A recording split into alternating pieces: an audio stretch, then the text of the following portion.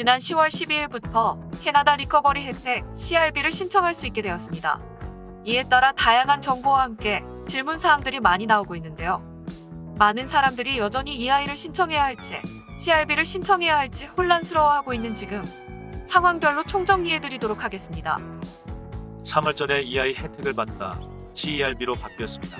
아직 직장을 구하지 못했는데 이런 경우 EI를 신청해야 하나요? CRB를 신청해야 하나요? 이 경우 EI를 신청해야 합니다. 또한 이전에 서비스 캐나다를 통해 이미 신청하셨으므로 자동으로 자동 전송되기 때문에 다시 신청할 필요가 없습니다.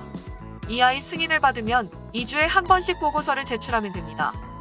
6월에 실직하고 CERB에만 지원했습니다. 제가 아직 실업 상태인데 EI를 신청해야 하나요? 아니면 CRB를 신청해야 하나요? 이 경우 만약 이전에 일을 하고 있었고 최소 120시간 동안 보험에 가입할 수 있는 일을 한 적이 있다면 CRB가 아닌 EI에 지원해야 합니다.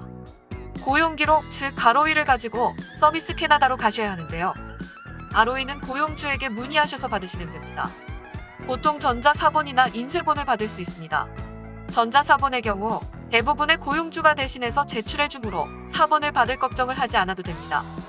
서비스 캐나다 계정에 로그인하셔서 확인하실 수 있는데요. 고용주가 대신 처리했다면 이미 업로드된 계정이 있어야 합니다. 반면 인쇄본의 ROE의 경우 서비스 캐나다 서비스 센터에 제출하거나 우편으로 보낼 수 있습니다. 5월까지 일하고 있었는데 그때 고용주가 잠시 휴직할 것을 권고했습니다. 9월에 다시 일을 시작했는데 이전보다 일하는 시간이 줄어들었습니다. EI를 신청해야 하나요? CRB를 신청해야 하나요? 만약 당신이 일을 하고 있는 도중 당신의 고용주가 당신에게 단기 휴직을 요구했다면 이것을 임시휴직이라고 하며 EI를 받을 자격에 부합합니다. 그러나 1년 내내 쉬지 않고 일해왔으며 일하는 시간이 줄어든 것뿐이라면 이 경우 EI를 받을 자격이 없습니다. 이 경우의 핵심은 ROE입니다. 이를 통해 당신이 그 기간 일하지 않았다는 것을 증명하기 때문입니다. ROE상으로 7일 연속 일을 하지 않았거나 보상받지 못한 경우 EI 자격이 주어집니다. 저는 투잡을 하고 있습니다.